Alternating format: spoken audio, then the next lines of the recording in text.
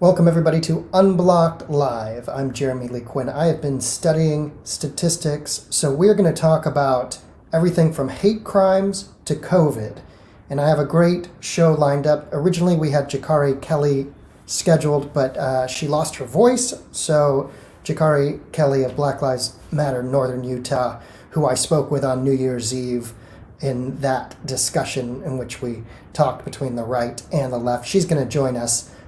In the future. She has lost her voice. Hello everybody, and welcome. Please feel free to weigh in because I'm going to talk about two issues that are particularly important to me and have meant a lot to me for a while. For example, we're going to talk about COVID numbers, and that's something that I got into 1 year ago. We are coming up next week on the anniversary of the president's guidelines for COVID 1 year ago, as of the end of this month, of 30 days to stop the spread. So we're going to talk about that, looking back 1 year later. We're also going to compare numbers, the deaths per 100,000. When you hear these numbers out of China, it makes you wonder. But remember, we had somebody on this show from China live, a buddy of mine, Simeon Goodson, who he showed us the QR code on his phone, that it lights up and it tracks him, and he knows when he can't go to a certain area because there's a high infection rate. Has that worked? Well, China's numbers are out of this world. Let me just, if they are to be believed, which I don't know if anybody's come up with any evidence that they shouldn't be, but they're in the high 4,000s as far as deaths for the entire nation of China. Now, when you compare that to 33 of the United States, 33 of our states have a higher death total than the entire nation of China. We're going to parse that, as well as Shanghai, because my friend who showed us the QR code, he's a comedian from Brooklyn who's been living in Shanghai. He told us all about that. The death total in Shanghai is a bit mind-boggling. So we're going to talk about all that. And we're also going to talk about the shootings in a sort of dispassionate evaluation of how the media covered the Atlanta shootings. We're going to get to all this. I'm going to share my screen so that you all can see a couple of statistics. I should have prepared this in advance. Feel free to ask any questions, by the way. There you see the Hall of Mirrors. We're going to take a look first at COVID. Now, this is something that I came up with. I posted just to friends over the weekend, which is the 1 year update here. At this time last year, the state of California, where I live, had already started to lock down. There were a lot of people on the right who were comparing Sweden to California's measures, and I crunched those numbers for about 2 months, and then I sort of, once the civil unrest stopped, I sort of let it go. But I wrote 1 year update. Absolutism was never a win with COVID. And in a certain way, if people don't believe information, then it has a worse off result than intended. So Sweden ended up with a slightly better result than California. We're talking in terms of the deaths per 100,000, not sheer total numbers. And in that case, Sweden, obviously a much smaller population of 10 million compared to California's 39 million, prospered much better. But with thousands of lives lost compared to their Scandinavian neighbors. In other words, what Sweden did showed a result in the thousands of a higher death toll if you compare it to Denmark and Finland and Norway. Their neighbors in Scandinavia. But look at these. This is a hard look of deaths per 100,000. New Jersey, 271. New York, 253, very high. Massachusetts, 243. Now, of course, that region was hit first and blindsided, but also you have the controversies with the nursing home deaths and so forth. Arizona, 229. So Arizona has a high death rate per 100,000. Czech Republic, 219. Why is the Czech Republic important? People were mentioning that it was opening up first back in Europe. It ended up with a high deaths per 100,000. But with each of these countries, you have to consider the populations. With large populations, the swing is more dramatic. For example, if California's rate went +7, California rate was 145 deaths per 100,000. If they go +7 to match Florida, which is at 152, that would be an additional 2,800 lives lost. More than twice that number with Texas. In other words, if California were going to go from 145 per 100,000 to 162 per 100,000. Now, if North Dakota matched California's rate, however, that's a population of less than a million, I believe. I believe it's 750,000 is the population of North Dakota. And if they match California's rate, the difference is a lot less. It would be 382 less fatalities. So if North Dakota had done as well as California in the deaths per 100,000, that would have been 382 lives saved. However, if California had done what Florida and Texas had done, again, that would be over 2,800 lives lost. Because again, we're dealing with sheer population sizes. California with 40 million people, you can see the total deaths over 57,000. 20 million for New York, the deaths are 48,000, over 48,000. So that's why New York's deaths per 100,000 are so bad. Texas, 47,000 deaths, 29 million. Then you see Sweden down here. Well, here Florida, 32,000, 20 million. Sweden, a population of 10 million, had 13,000 deaths. So they fared better in their rate, as we showed you above, than most states in the United States at 128, except for the smaller ones. Denmark, though, when you compare Denmark, which has a little more than half of Sweden's population, you could see that Denmark had only 2,361 deaths from COVID. So, each country had its own set of circumstances to deal with. I think us in California comparing ourselves to Sweden, being 4 times their size and having much bigger population centers was foolish. But that the anti-lockdown folks, that's what they cited. Now, I used to be a COVID hawk, and here's just for references here. You can see, first of all, Dakota rather, with 1,400 deaths, a population of about 750,000. And that, Statista.com, that is the reference point.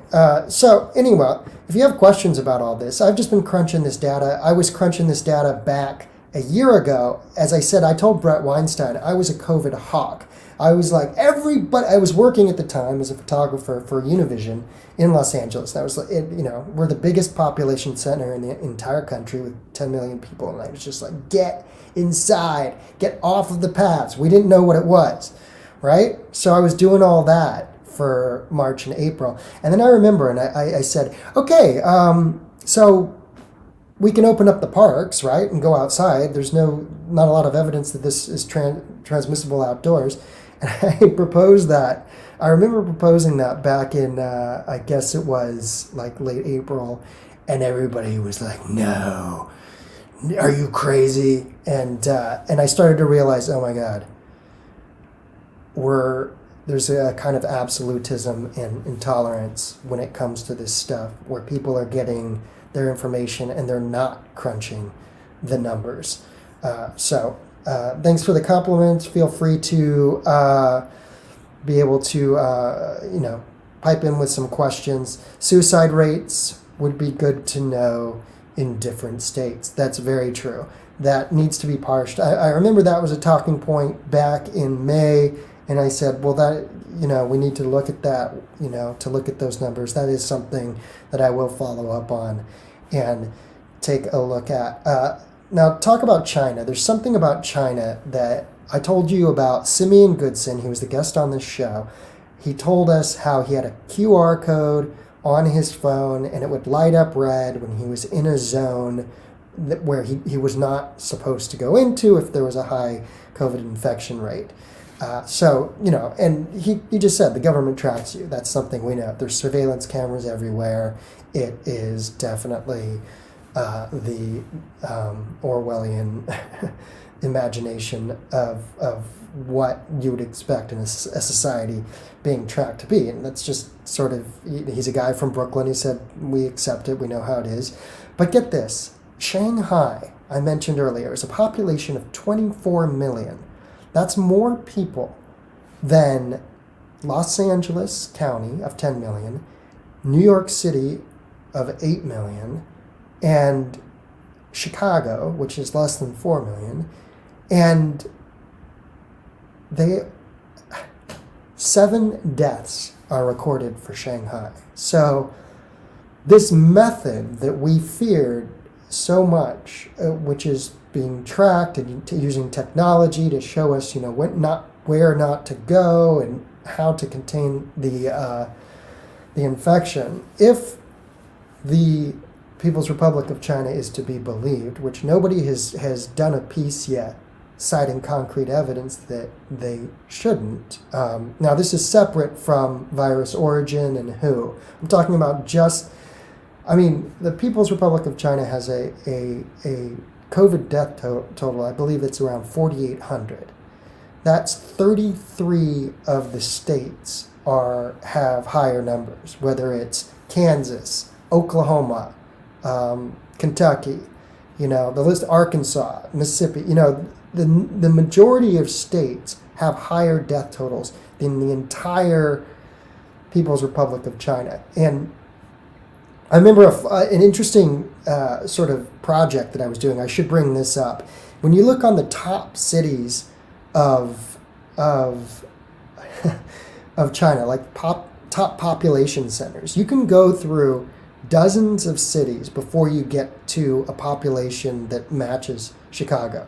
I got to pull that up. I'll pull that up later, and we can actually take a look at how many cities in China are bigger than Chicago, and it's up there. It's quite impressive.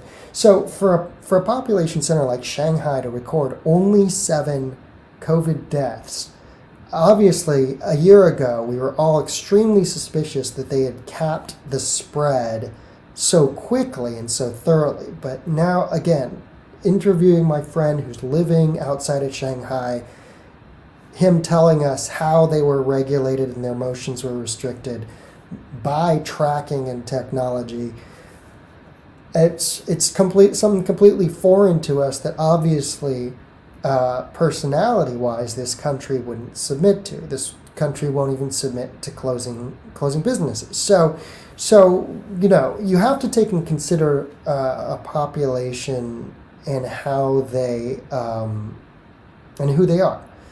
And, obviously we have hundreds of thousands of deaths later that have affected mostly a population. Let's take a look at some of the numbers as to who was affected. And I'll take a look over here. That's flu numbers. This is interesting. I was looking at flu numbers, and you do have deaths for flu every year. You could see 0 to 4. There were this is 2018-2019 flu season in the United States. Under the age of 17, to do the math really quick, you have 477 deaths in a flu season for people under the age of 18. And then it goes up, and you have thousands, and then 65 and over with the flu, you have over 25,000. Now, when you look at the COVID numbers, here, this is the CDC, looking through the number of deaths. 0 to 17, you still had 226 deaths. Now, obviously, the transmission amongst kids. Now, in China, my friend told me his kids were back at school last April of 2020.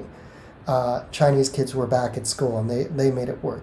And the point is this: with COVID, you have actually less deaths than you do with influenza among that age bracket. So that's interesting. And then when you look at the breakdown here through 18 to 29, 1,800 deaths, 5,000 for people in their 30s, and then you get to 14,000 up in the in people in their 40s, and you just have an explosion, which is anybody over 50. Look at the numbers here for anybody over the age of 50.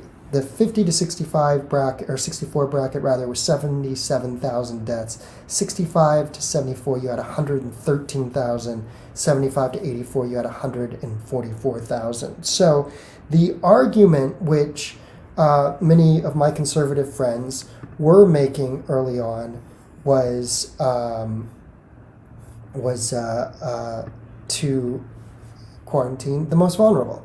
And when I saw what the numbers looked like, that's why I covered the story that I covered, which was going to civil unrest, covering both the right and the left. Just out of curiosity, were you able to see the screen that last time? Someone give me a yes or a no. I just want to make sure. I'm just new to doing a lot of the screen sharing stuff with this particular service. So it was. I traveled like I did without worry from city to city, over 15 cities across the United States over the period, greater part of a year, because once I studied the numbers and I realized where my age fit into that bracket, I realized that it was a significant low risk. Now, I still wore a mask and I still, abided by guidelines, state to state, sometimes city to city. But I felt comfortable because I had an understanding of the data. And there are a lot of people who yell and scream, from what I can tell, from quarantine, even now, who don't have a real understanding of the data, but just treated it in terms of politics. You're stupid if you did it this way, I'm doing it the right way. And that's really insufferable to watch, not only in terms of COVID numbers, but in terms of identity politics. And that's where we're going to get into a little about another piece that I am working on. Here, let me just check one thing here. I'm going to show you a little bit about hate crime numbers now that we've talked about COVID. I think with all of these numbers, you need to break down, and I started getting into this after listening to the Sam Harris podcast about being on the brink and what it means to dispassionately look at numbers in regards to police shootings. And once you understood, as a piece came out just this last month, that folks on the left have a very inflated idea of the numbers behind people of color dying in police shootings. Now, we want to get all these numbers down, and people of color are disproportionately affected. But it's not in the thousands, it's in the hundreds. In fact, there's about 1,000 police deaths. I go over this in the episode with Kim Brown of Burn It Down with Kim Brown. I went through the numbers. And when you take those 1,000 police deaths, which don't seem to change, that occur every year, and you break them down, white people are killed more than people of color.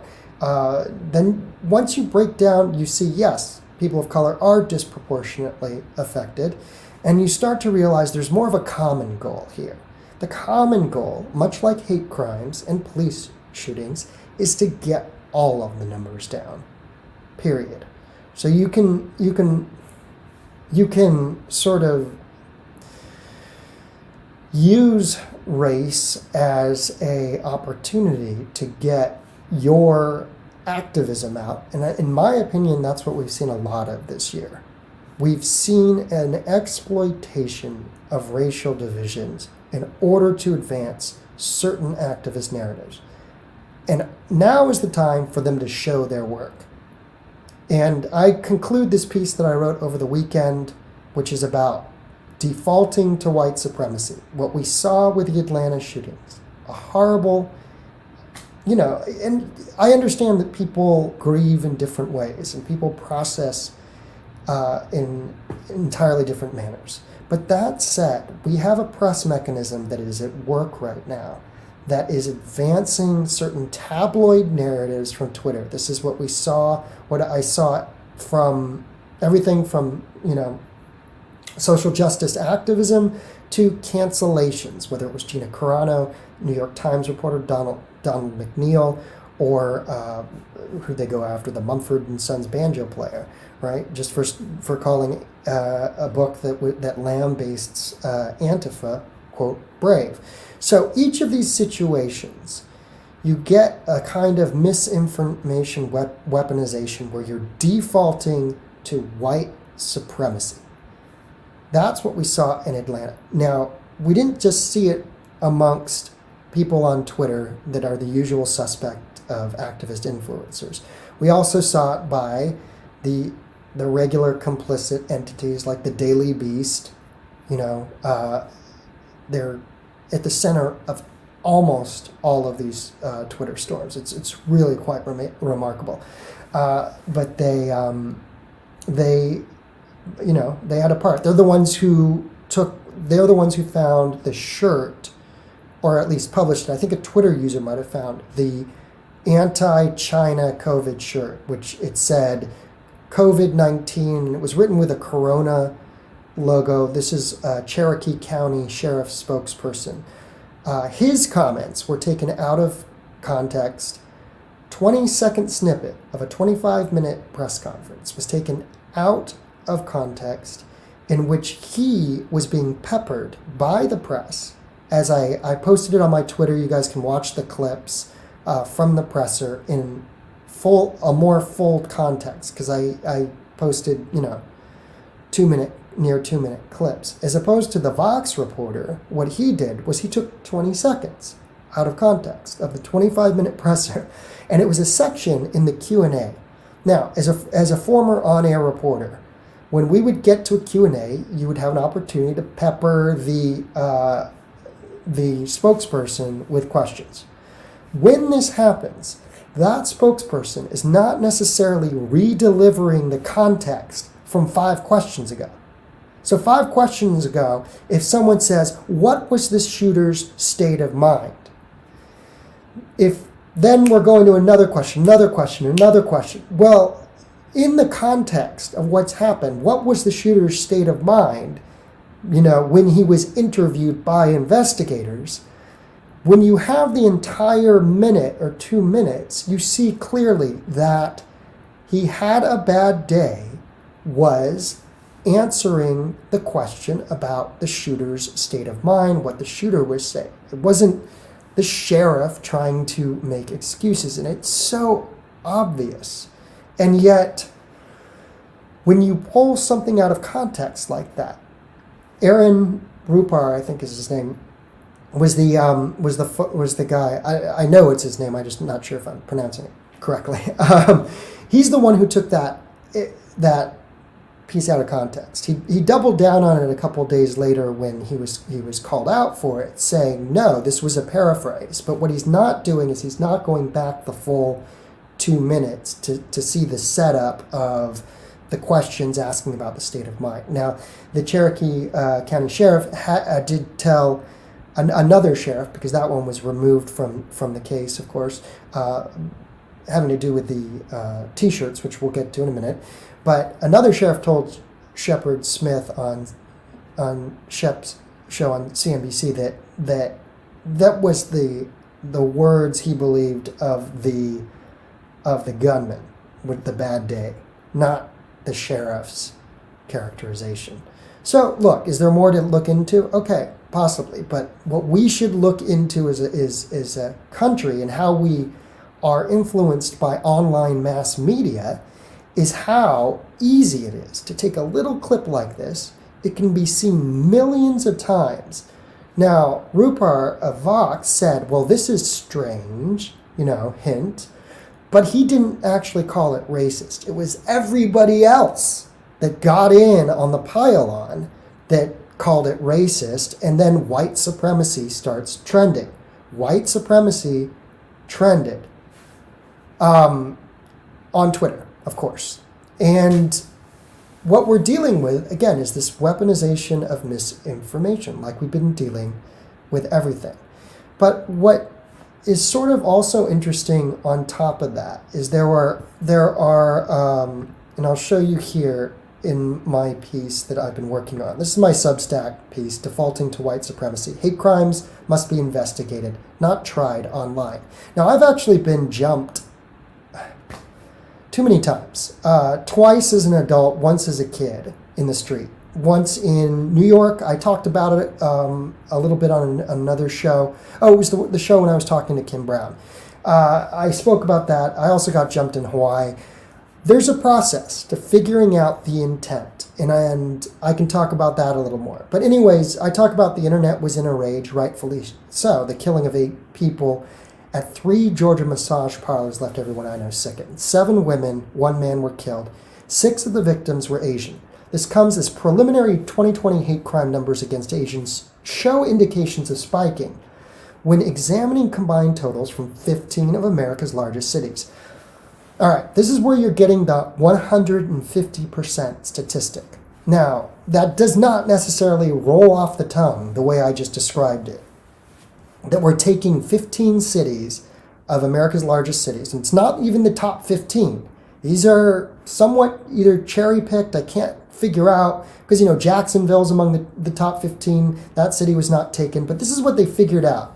There were 122 recorded hate crimes within that sample set of those 15 cities, up from 49 the previous year.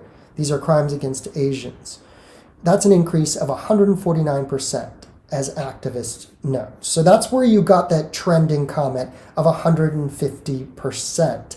Now, let's look at the actual numbers, because the numbers are important. This is the study of hate and extremism, California State University, San Bernardino. That's east of Los Angeles, and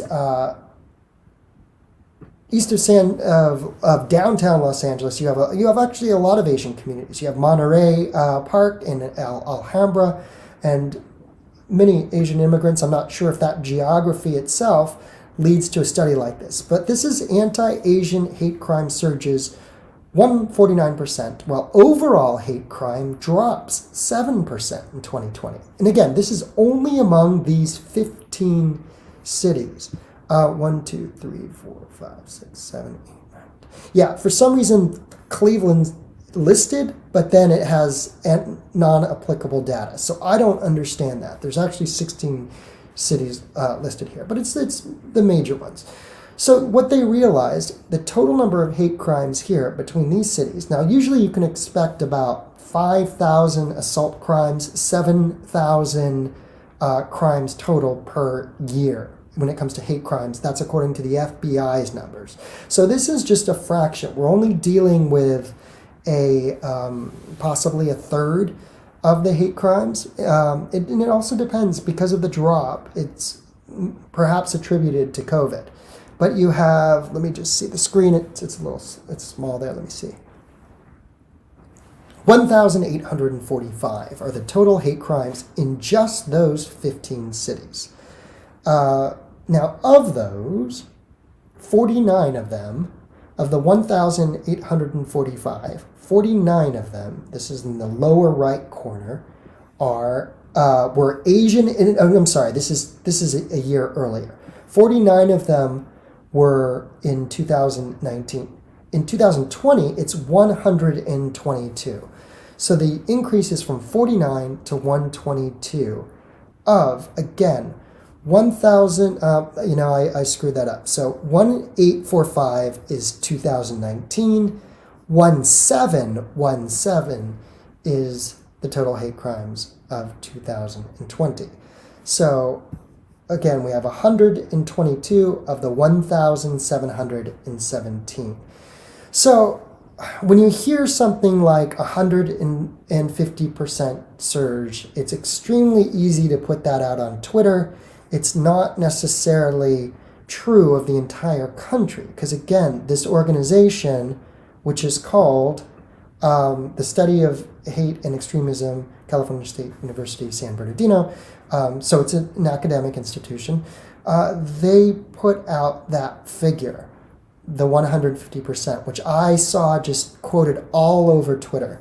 There is an increase. Now look, this is FBI statistics. This is a homicide table. Now, homicides are different than hate crimes, because obviously hate crimes take place between different races. But homicides are mostly stay within their race. This is the FBI table for 2019.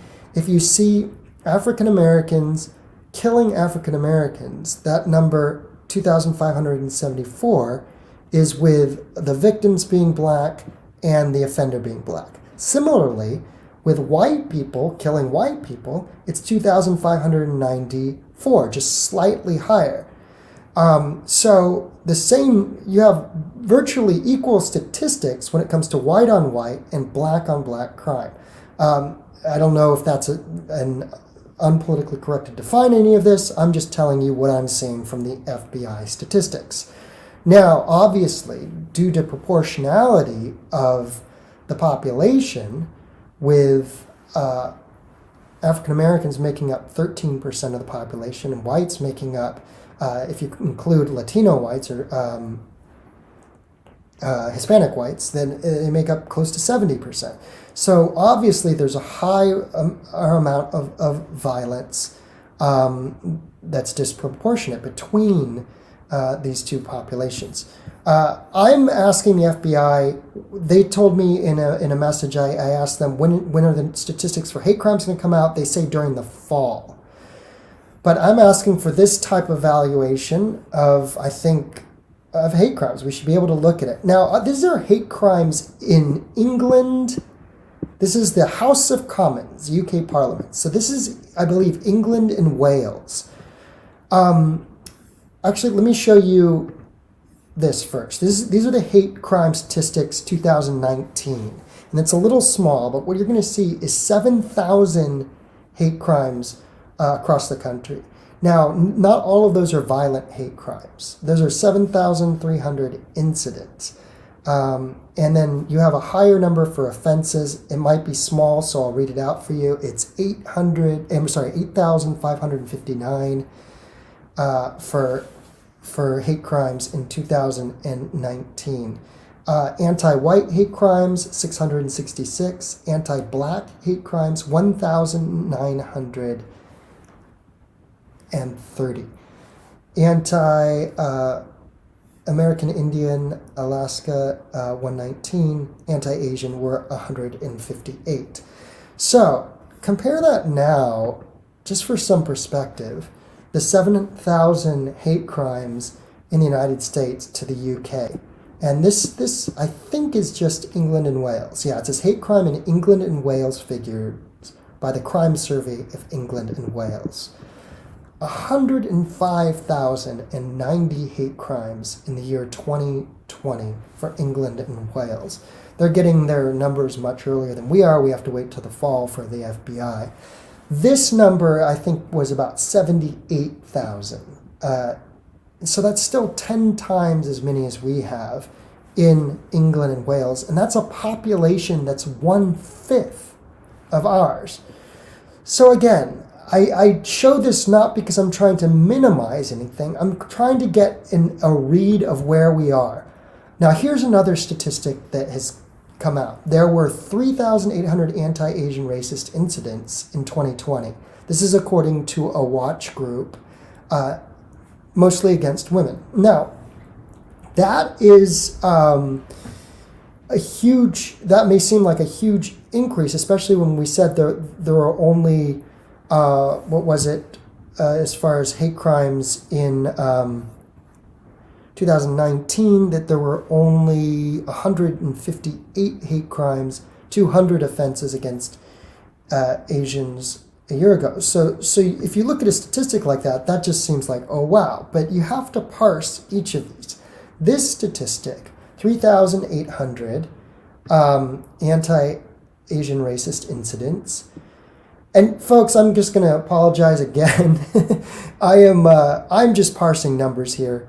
This is obviously, I'm in no way to minimize the incredible tragedy and the victims who died in Atlanta, and it is incredible in the sense that no one could believe that something something that horrible, is still happening, and we haven't figured out a way as a society to address it.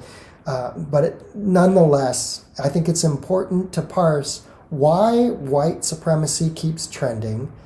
If that is a misrepresentation, then activist groups should tell us where their numbers are coming from. So this number here, 3,800 incidents.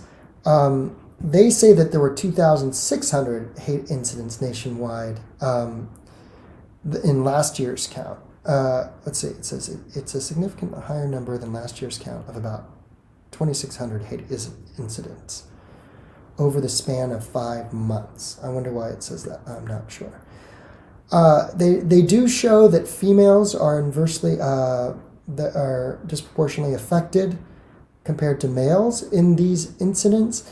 Now, it's important to find out where in the AAPI, Asian American Pacific Islanders Against Hate, it's important to break these numbers down. That 3,800, it says here, the data that occurred between March 19th of last year and February 28th of this year shows roughly 503 incidents took place in 2021 alone. Verbal harassment and shunning were the most common types of discrimination, making up 68% and 20% of the reports respectively. That means 68% was verbal harassment, 20% was shunning. I'm not sure what shunning is, but I guess it's some sort of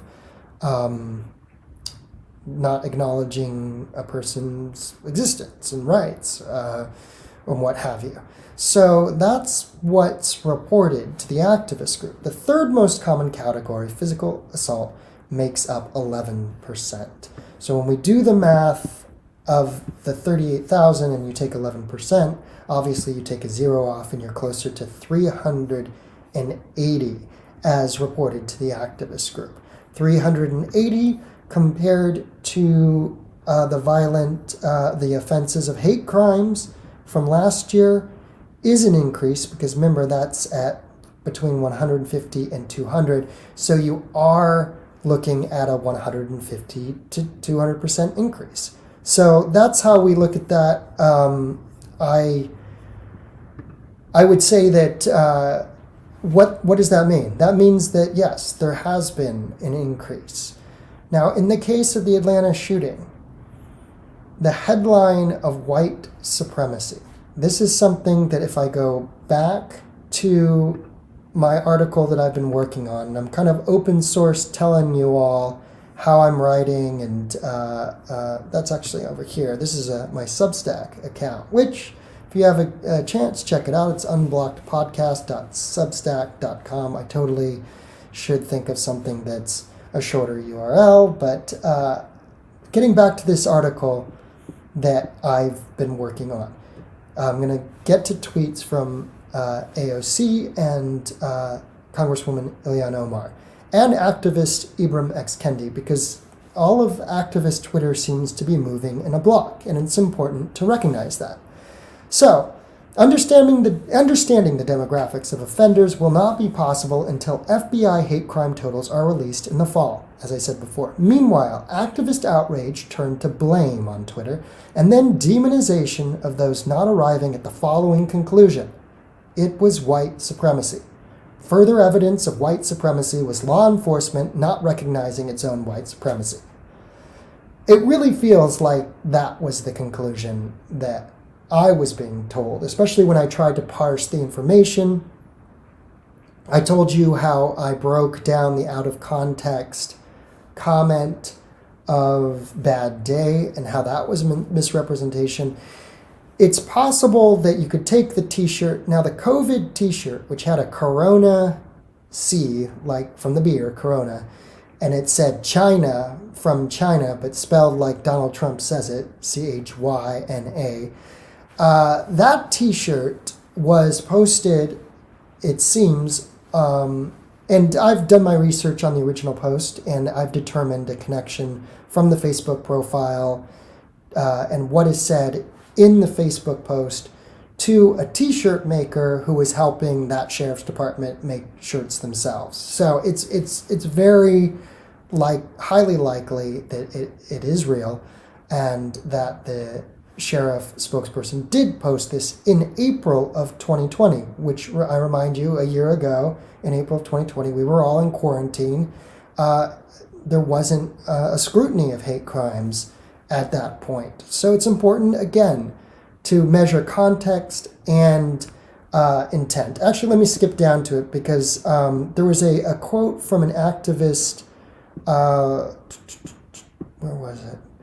That it was, here it is down here. Celeste Ng, she's a writer, and she asserted on Twitter, "People don't get to decide whether they are racist. Other people decide this based on their actions." And I go on to say, with that, a credo applied liberally and distortion of context, disregard of intent, and lack of investigation into source material, we've welcomed a new kind of emotional journalism. The public and press have consistently embraced an MO of online mob persecution in the cases of Gina Carano, momentary Teen Vogue editor Alexei McAmmond, New York Times reporter Donald McNeil, and the banjoist for Mumford and Sons. And Sharon Osbourne can perhaps tell us that there doesn't seem to be any letting up. That's that Aaron Rupar tweet that I spoke about. It was retweeted almost 48,000 times, and it got 10.8 million views in a short period of time. And this was just taking those 20 seconds out of context of the sheriff saying yesterday was a really bad day for him, and this is what he did. Now, again, that is preceded by an entire press conference. It's a 25-minute press conference, and it's preceded by questions from the press trying to ascertain the state of mind.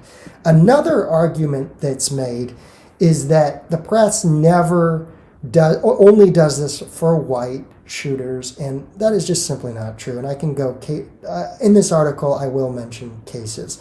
I do want to go to the squad, as they're called. Now, I am a liberal. I've never not voted Democrat. So I'm looking at this from a left point of view, and as an Asian American. And so peering into the mindset of activist Twitter is eye-opening. Congresswoman Ilhan Omar blamed law enforcement for an impulse, quote, to protect the humanity of white mass murderers and their willingness to continually make excuses for them.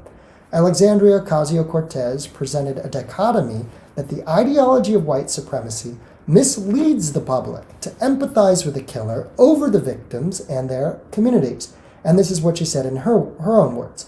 Dismantling racist anti-Asian violence means standing up to white supremacy, the same ideology that asks us to empathize with those who commit racist violence rather than the families destroyed and communities targeted by it. Now, that is a pretty severe imposition of intent, and I think you can even say conspiracy, that white supremacy is working in this way. And the reason I called this article and the name of this video Defaulting to White Supremacy, or the White Supremacy Default, is that seems to be where the current media climate of mass media, online activist-driven mass media, it consistently is defaulting to white supremacy. And I'm going to say it. It did the same thing at the U.S. Capitol. Now, I was there.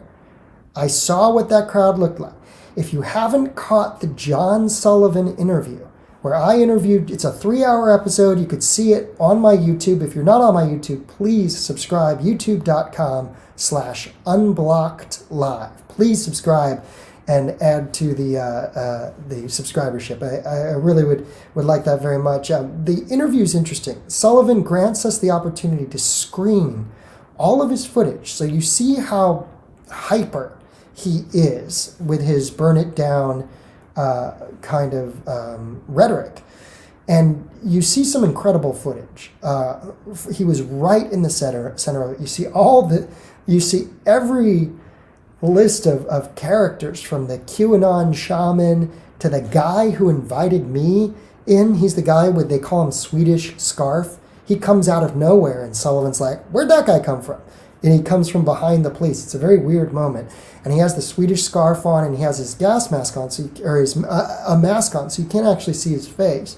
You see him, you see the guy with the pelts from Brooklyn, the Jewish dude who was pro-Trump, who was sitting in the rotunda with all he was kind of had this primitivist garb. You see all of these characters. The first Proud Boy that I can't remember his last name, that breaks the window. So it's a very interesting interview with John Sullivan. So check that out at youtube.com/unblockedlive. I actually have it posted here on my Twitter at jleequinn. But this is what Sullivan said to me. I asked him, Sullivan has militant left leanings, but he's an interesting character because his brother is a conservative activist. He and his brother, my understanding, are both adopted. His brother's conservative activist. They're from Utah, by the way. And that Utah scene is something else. We're going to talk again to Jakari Kelly of Black Lives Matter Northern Utah, but they all know each other in this scene. And it's really interesting dynamic where you have militias, you have, you have Proud Boys, you have Black Lives Matter, and leftist militants, from John Sullivan's showing. So he made quite a splash in that Utah scene. But I asked him, I said, what was the white supremacist quotient? That's been my question. How do we measure the amount of white supremacists at the Capitol? What did you think in terms of that characterization that it was a white supremacist crowd? John Sullivan, in the interview, says, "They just seem like normal people to me." That's a young leftist militant. Well, he said he's not a leftist, but, let's just say social justice revolutionary militant type from a red state, saying, when I asked him that question, he said they seem like normal people to me. Now, I've talked on the show a lot about the analysis of the people within the Capitol, that only 1 in 10 belonged to had affiliations, belonged to groups like the Proud Boys or militias like the Three Percenters or the Oath Keepers. On my feed, a couple of people were like, well, that doesn't sound like a big enough sample size. But I thought of this after the John Sullivan interview, which is, they estimate 800 people went into the Capitol. So that sample size started out as 200, now it's 300, and that ratio has held of only 1 in 10 people belonging to those types of groups. Now that 300 people is over a third of the sample of the 800 that were inside the actual Capitol. I would argue that not only is that a sufficient sample size, being over a third, but they said in that study they erred on the side of inclusion. So if anybody had some kind of indication that they supported those types of groups, even if it was just a Facebook post or whatever, they erred on that side. But here's where I would argue that it's even more skewed in favor of inclusion. That spearhead, the people that went in, of course, were the most, if you were part of a group, you went in because you had that support of that group and you had that peer pressure to get in. So it would follow that the people who didn't go in had way less group affiliation. But what we know of those 800 who went in, 1 in 10. And they've only identified one person now in the last weeks that had an affiliation to Aryan Nations, who was a bona fide white supremacist affiliate. And I even have his name somewhere. They sent it to me. But they've only identified one person. So this is where we get into problems. When you start throwing white supremacy around as a label, and again, I'm asking the Southern Poverty Law Center to just show their work. That's all. I was there February 1st in the teleconference, and I asked the question. I asked two questions. I asked them to comment on very specific dates of left-wing attacks, which they've been silent on. My question was censored. It was paraphrased as, well, what about violence on the left? And that's not what I said. I said, hey, what about October the 17th in San Francisco, where an actual hate crime was charged against a conservative who is black? What about November the 14th in Washington, D.C., where we saw unilateral attacks, people carrying banners that said punch MAGA in the face? And what about the 5th of December in Sacramento, where I personally witnessed a young couple being curb stomped? And, that question was not read out loud. It just said, what about violence on the left? Michael Hayden, who is the senior reporter, said it was offensive for me to ask it. It doesn't sound like these people are dealing in good faith with data, because their Hate Watch report, says that the Capitol was an effort to, quote, maintain white supremacy, unquote. Show me your work.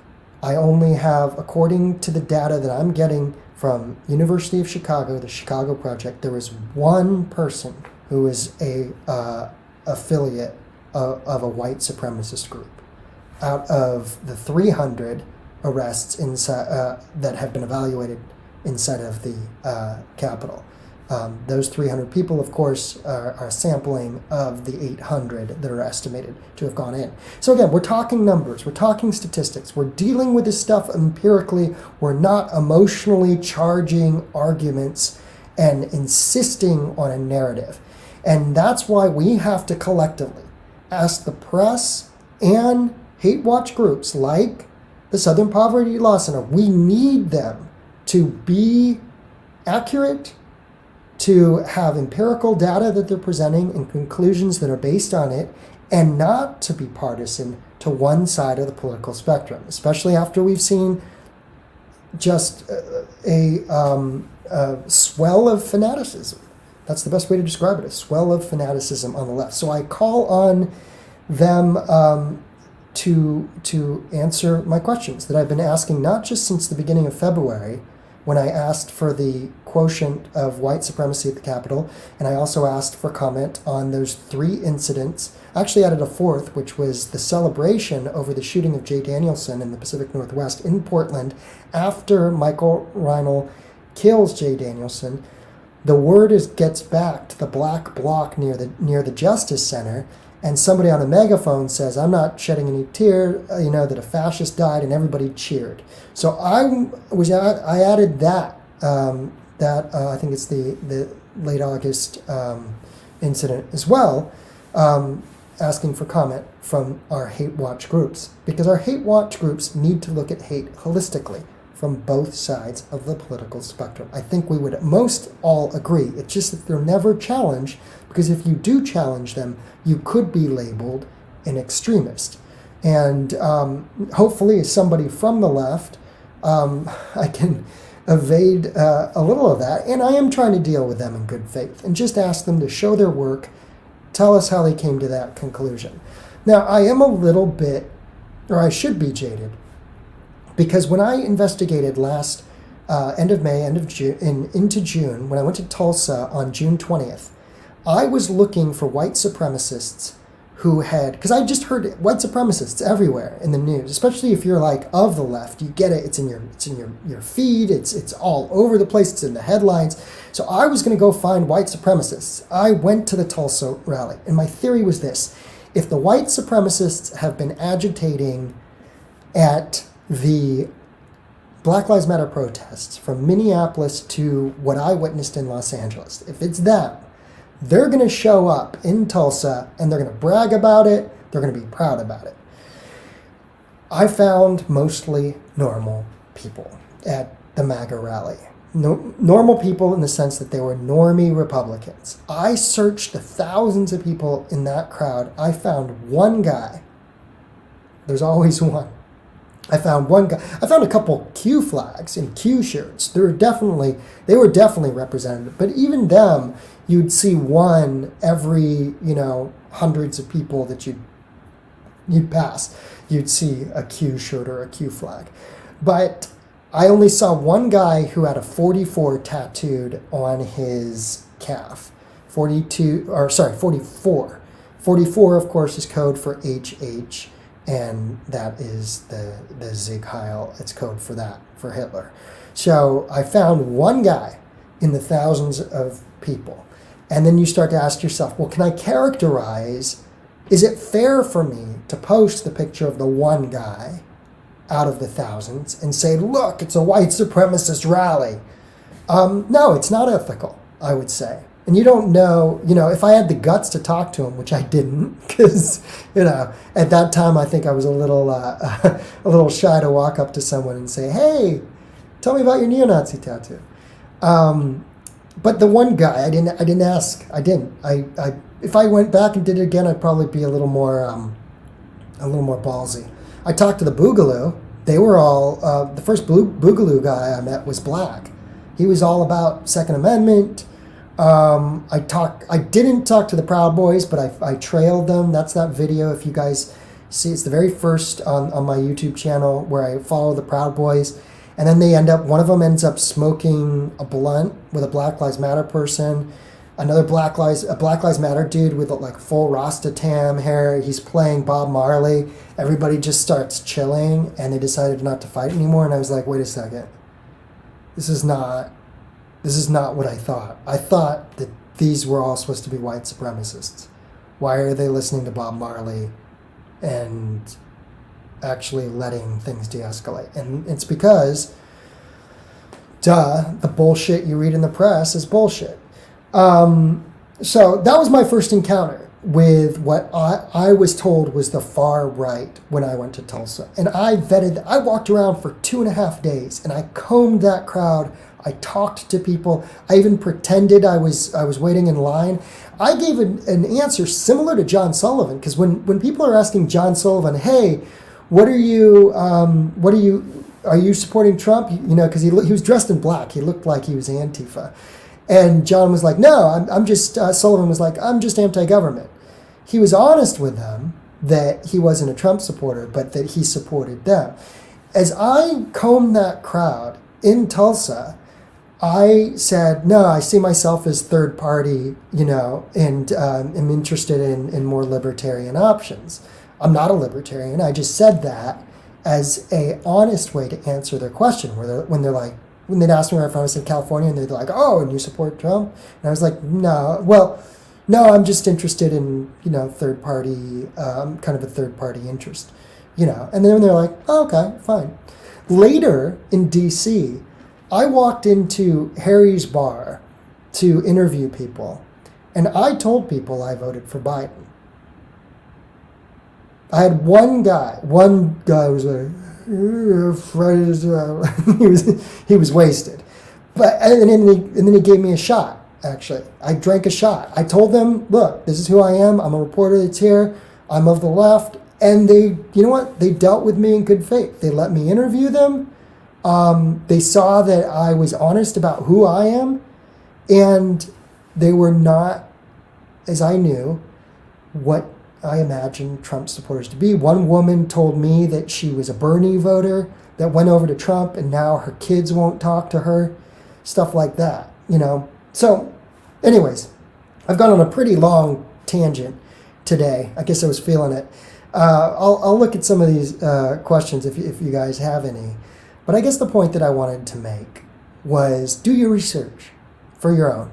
The best research you can do if you're on the left like I am is you could start talking to people who come from the opposite side of the political spectrum, see what their interests are, what their intentions really are, and not just label them as white supremacists. It's become the laziest default that we have in both the press, the activist press, and the Twitter, echo chambers, to just call everybody a white supremacist. And our politicians, I'm for progressive causes, but we're getting into a dangerous area if our, like the two congresswomen that I cited, if they're going to make everything about white supremacy without having evidence, without being able to show their work. Just like I'm asking the Southern Poverty Law Center and the Anti-Defamation League as well, show your work. Now, my dealings are much different with those two entities in the way they've engaged with me. Both of them assigned me representatives back in June when I was in Tulsa trying to figure out if there was white supremacists. When I eventually got to the Pacific Northwest and saw everything was out in the open, no, we're leftists and we want to bring down the government and we're just going to launch fireworks and throw excrement at people or whatever, then I was like, well. And then I got back to the hate watch groups and told them, no, it's actually leftists that are doing this on their own volition. Well, then they didn't want to talk to me anymore because they weren't interested. And then I got in contact with them again after October when I said, hey, look, I've just watched people attack normie Trump supporters on the streets of San Francisco. They still wouldn't have a conversation. Then November the 14th happened. Then Sacramento, December the 5th happened with symmetrical action in St. Paul on the same day. But of course, as I've mentioned in my piece that I wrote, and it was published on a UK publication called Spiked, they're libertarians. They believe in free speech. So they're willing to, if the mainstream press is not willing to hear my story, what I found is libertarians are. And in that piece, I detailed December the 5th and how imaginary guns dominated the headlines in front of Michigan Secretary of State Jocelyn Benson's home. It was everywhere that those protesters were armed. Once I lightened the video and watched the whole thing several times, interviewed the protesters, talked to the police who said that they were unarmed, you realize that news that has no basis in truth can dominate the headlines when you don't want a monopoly. You don't want one party in charge of the media. You just don't. And even if it's your own party, even if it's your own interests, because I've seen what it can do. And you don't, if you're interested in truth like I am as a journalist, then you win on that. You don't, I always thought Trump could have been beat on being childish, not white. You didn't have to go white supremacist. You could just get him on being childish. That was my reason for engaging people and saying, no, don't vote for Trump. He's childish. You don't know what he's going to say. He's all over the place. He may buck the system, but he's not bringing anything better to the table. That was my argument. And I would have that argument any day of the week. But the white supremacist thing was easier. It was activist driven, and it made for more sensational headlines. Well, we can't do that. We can't get to a point where every major cataclysmic event in this country, whether it's a shooting, whether it's a trial or somebody being let off and not found guilty, or whether it is a police shooting, we can't let every cataclysmic event be exploited for a white supremacy narrative. Now, if it's true, by all means, show us the work. If it is. But you know what makes me frightened? It's something called the Thomas theorem, I believe it is. Let me look it up on my phone. But it basically is the idea of the self-fulfilling prophecy. If we keep putting this information out there of white supremacy, I almost feel like the Capitol was a self-fulfilling prophecy in some way. Because we were given narratives time after time about how these Trump supporters were all racist. They were this, they were that. And it was just basically they were demonized in the press. And you have to ask yourself, would the Capitol have happened if not for 8 months of biased press coverage and rioting from the left? It's a legitimate question. And I fear that if we keep going down this road, that the Thomas theorem is going to sort of create, or we are going to create a self-fulfilling prophecy.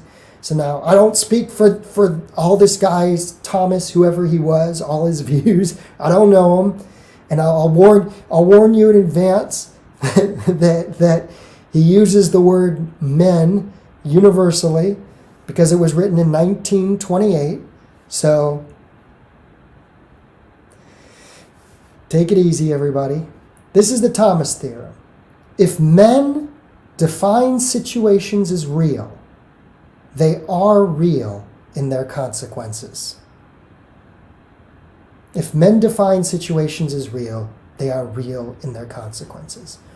My fear is if we keep up with this white supremacy default that I'm pointing at the title up there, if it's there or if it's down there, if we keep up with this default, that in some ways we will push a percentage of the population by defining that situation as real to become real in its consequences.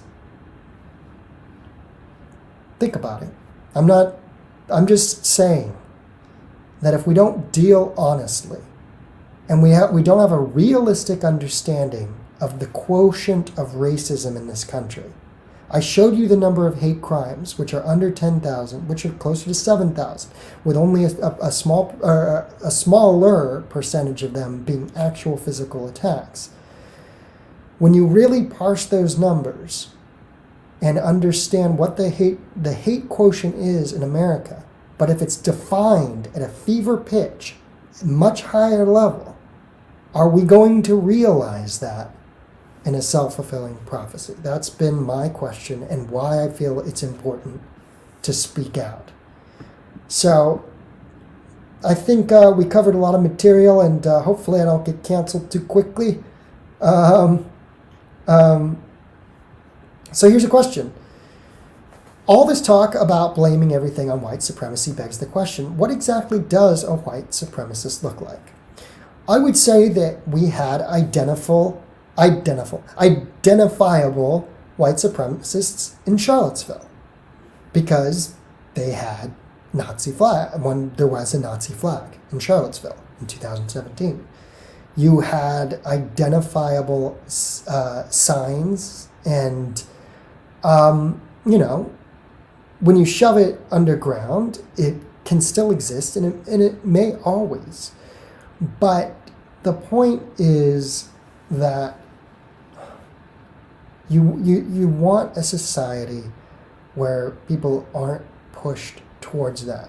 And again, what does an identifiable white supremacist look like?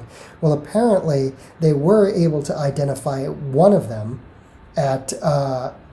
in the Capitol as listed as an affiliation with Aryan Nations, which is an actual group. So yeah, if people are affiliated with the Hammerskins or any sort of neo-Nazi skinhead group, or what has become known as Patriot Front.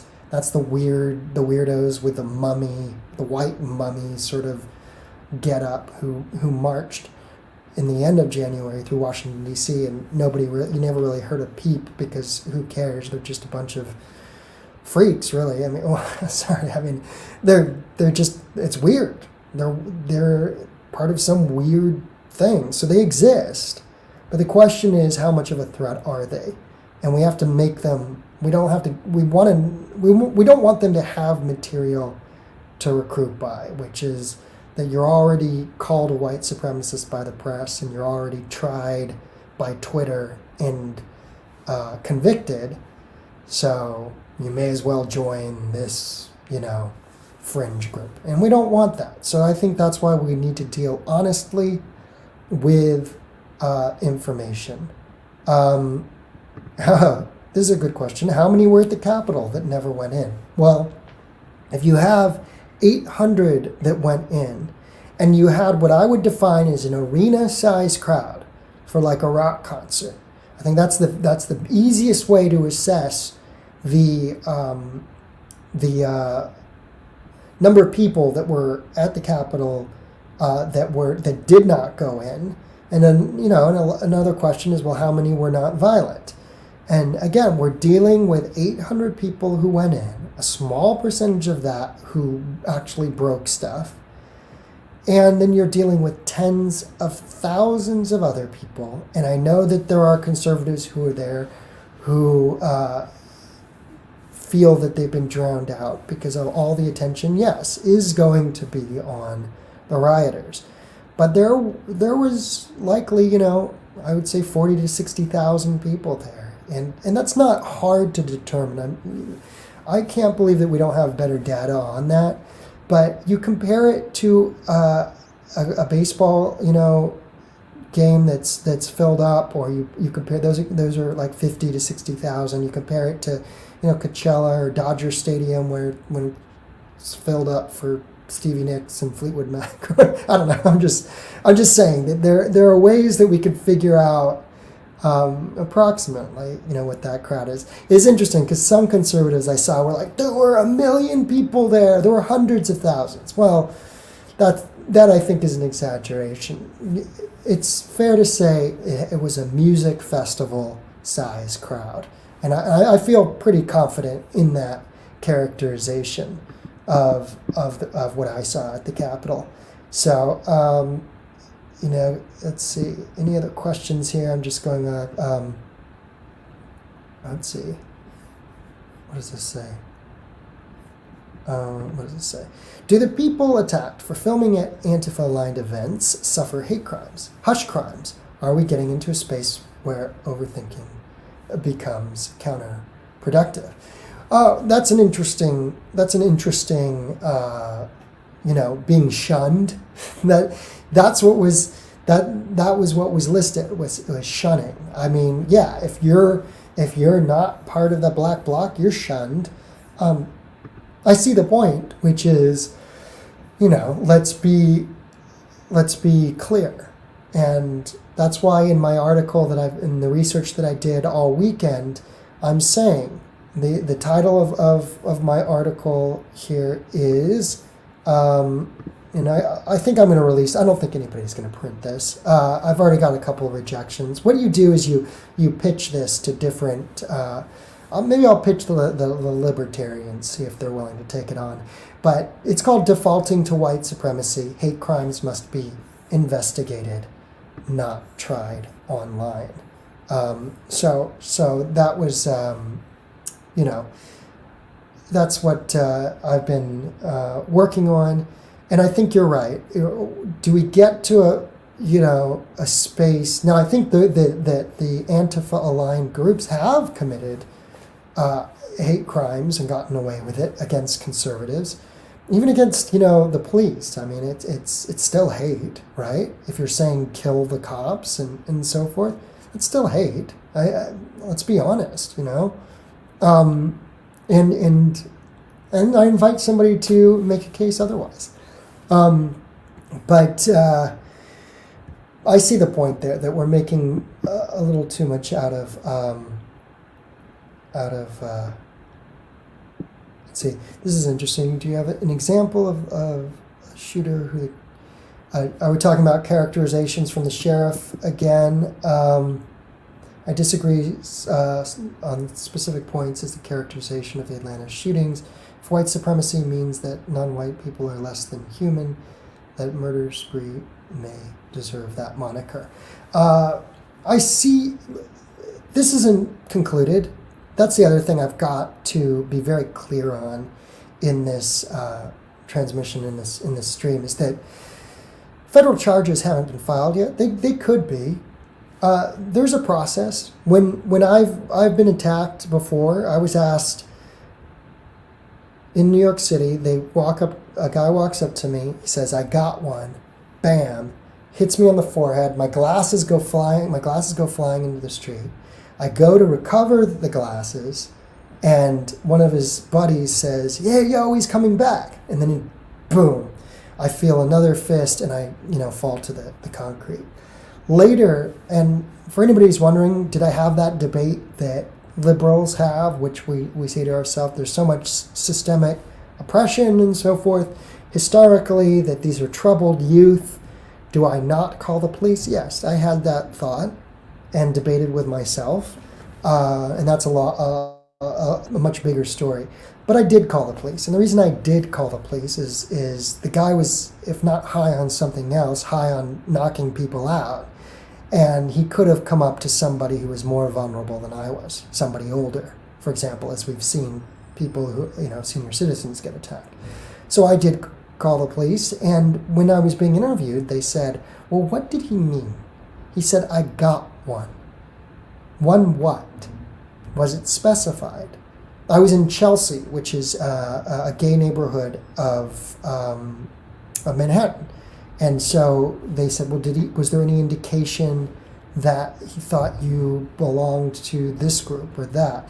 And here's the thing, even if you don't belong to the group and are targeted as that group, that is a hate crime, even if you're not that thing. So it all comes down to intent and parsing the intent of the attacker.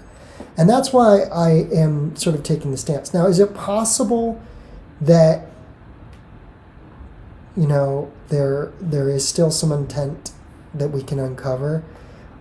Is it possible to make the argument of an unconscious hate crime, that it is white supremacy because of the way that he patronized these businesses which he had been to before? Possibly, but that's a longer conversation. That's a long debate of interpretation, of subjectivity.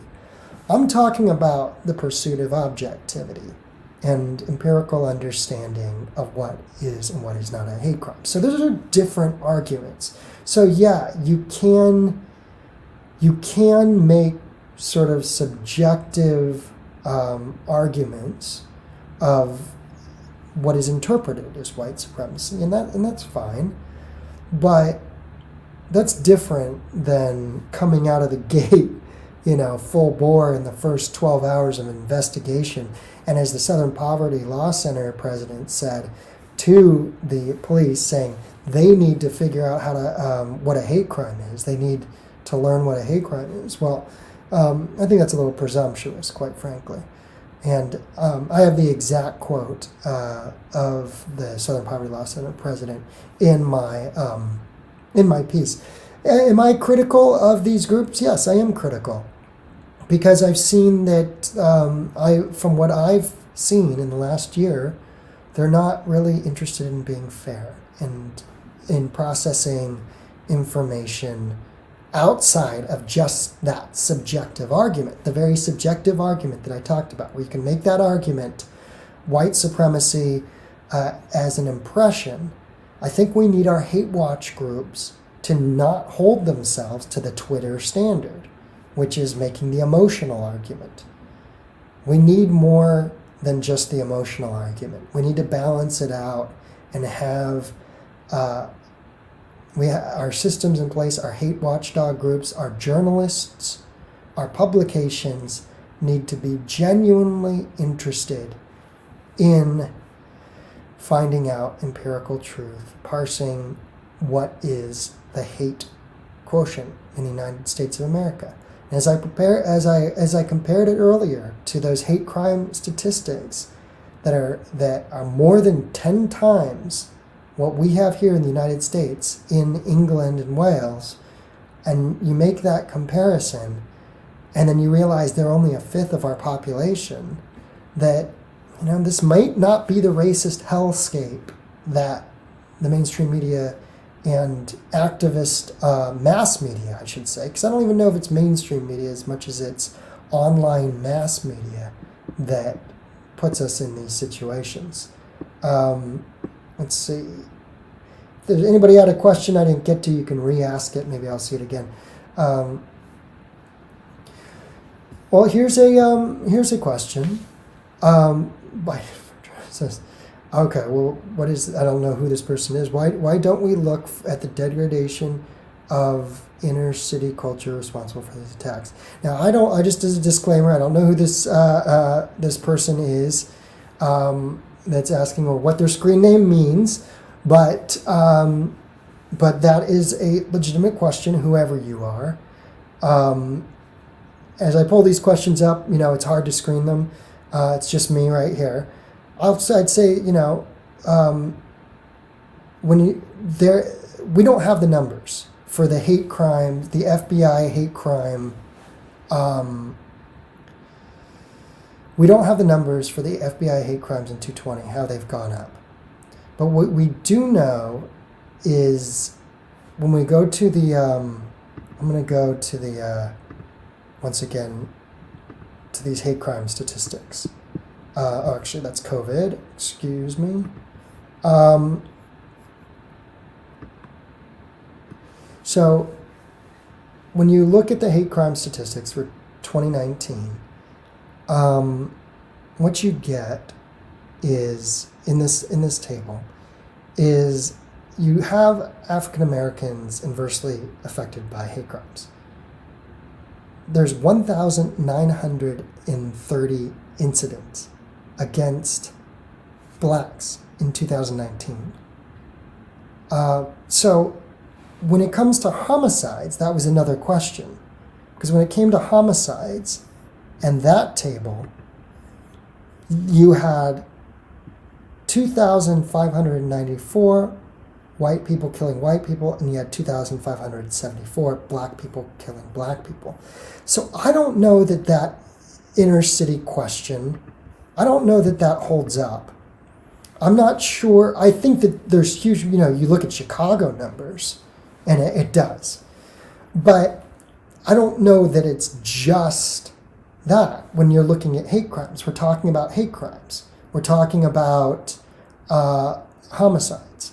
And while that is a facet of, lowering the hate quotient, lowering the violence quotient in the United States of America, I don't think that everything can be focused. Now, whoever that was who asked the question, I hope that addresses your point of view. I would argue, and you're welcome to challenge me on that.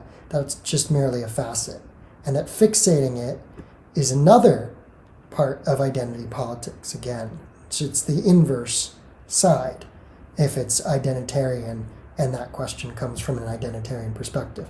I don't know. Now that same person says country first, Trump second, no socialism, and PC culture. So it's and then somebody else says God first, family and country second. We all have different, perspectives on this. I definitely, from what I've seen I was a Bernie voter. So I believe that social programs can work and should work. One of them, I think, is getting people into home ownership. I've been very vocal about that. But I did not vote for Bernie Sanders this time around because of what the younger movement has become and how they have become social authoritarians, essentially.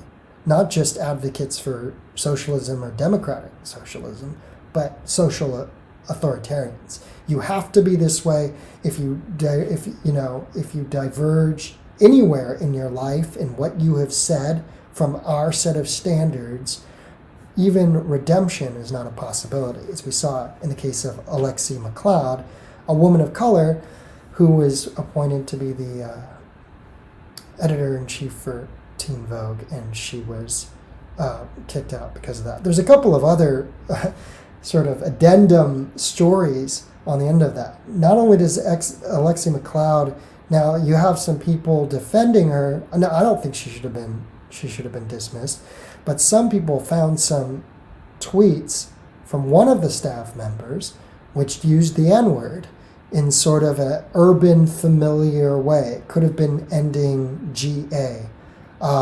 It's blanked out. We can't tell. But I've heard young kids use it, or at least they did 10 years ago. Maybe they don't, probably after this year. But I've heard young people use it, 10 years ago in that way. And so now you have people finding 10-year-old tweets from other people who persecuted that person. Not only that, you have a story in San Francisco of a school board member. I think it's the vice president of the school board, and her name's Allison Collins, and she said in old tweets, which she said are taken out of context. I believe in context, but however you take it out of context, she called Asians House N-word, being complicit in white supremacy and being able to work within that system to their advantage. So you could take that in context. I'm not sure it's going to be a lot better. But the point is now the mayor of San Francisco and others are asking her to step down. So you get this endless kaleidoscope of persecutions that we're stuck in, where everybody can be persecuted for anything. And the kaleidoscope of persecutions, it's just not going to work. If we make everything about race and we're not somewhat forgiving for people's ignorance, people's bad decisions even. Now, if someone comes out and it's just flat out racist, I mean, sure, there should be consequences, but those are not the situations we're even talking about. We're not talking about that person that just goes absolutely ballistic. We're talking about these little things in some sense, like Alexi McLeod had tweeted something about her Asian, thanks a lot, Asian TA, who gave her a bad grade. Okay, I'm not really, as an Asian person, I'm not really looking at that saying you cannot be the editor-in-chief of Teen Vogue. In fact, there's a lot of anarchists coming out of Teen Vogue, to be quite honest. They have a whole anarchist section, which I've shown before on this live cast. So if anything, I think Teen Vogue needs to moderate a little bit and learn to become a little tolerant. So I certainly am not going to persecute somebody over tweets they made when they were a college student teenager. And something about puffy eyes. I don't even know what it means, but it's something, I don't know, it has to do with cosmetics or whatever reference. I don't even care. That's the thing. I don't care what stupid thing somebody said as a teenager. All I care about is who is that person now? Can they do the job that they're asked to be done? And do they acknowledge what they do, not in a, in somewhat of a transparent way of, okay, yeah, I said that, and, maybe I shouldn't have, and so forth. And that's what she did. Alexi McLeod apologized, 2 years ago for those tweets in 2019. So I just said her name wrong. I think it's Alexi McCammond, but I was racing through it. Got a lot of names in my head right now, a lot of dates, a lot of issues. So, here we go. I think this is true. If forgiveness is removed from society, society will cease to exist.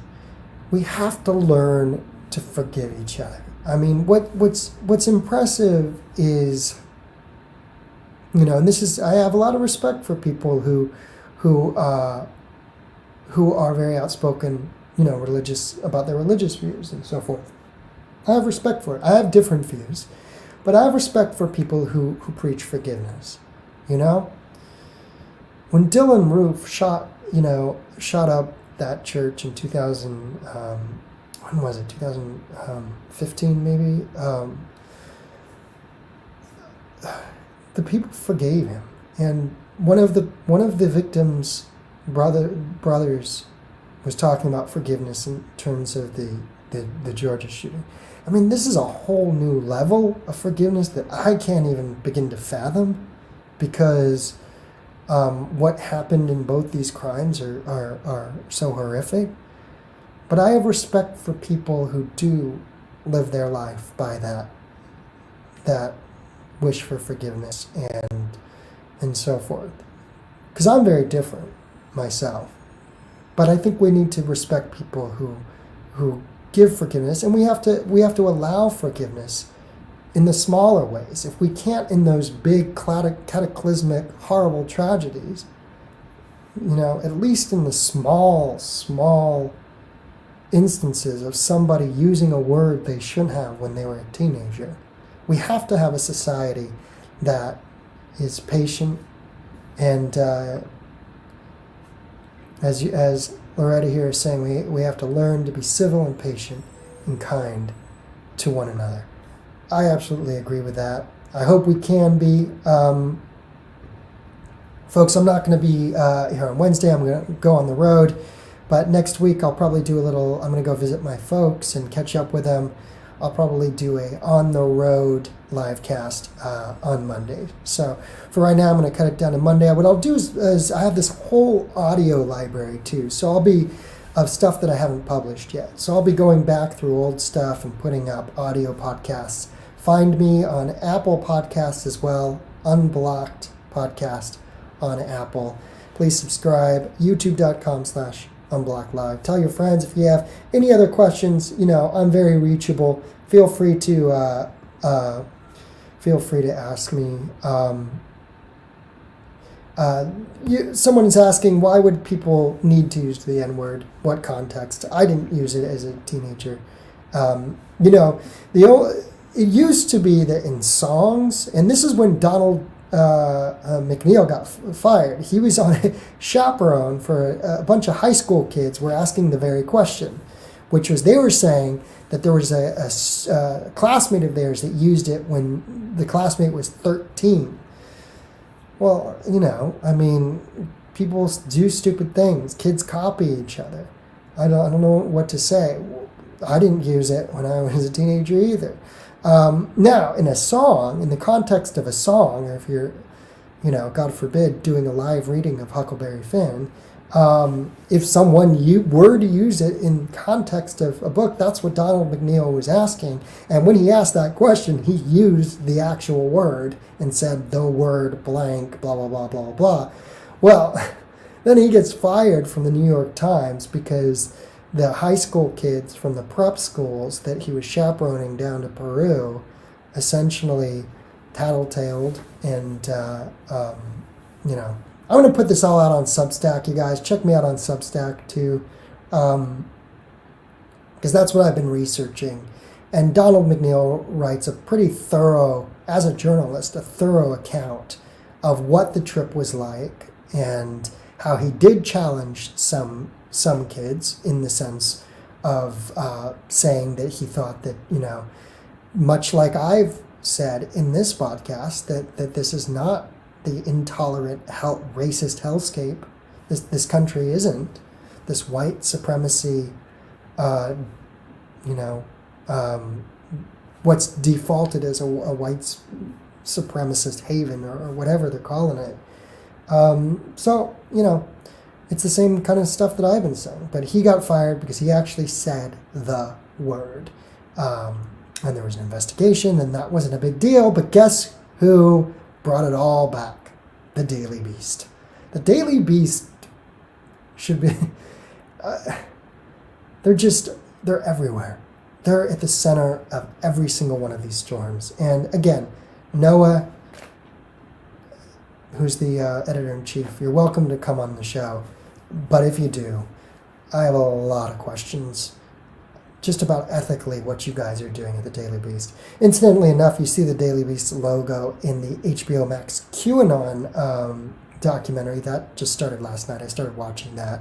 But one of the reporters from the Daily Beast has been heavy into investigating QAnon. And that's probably the only thing that the Daily Beast has done that is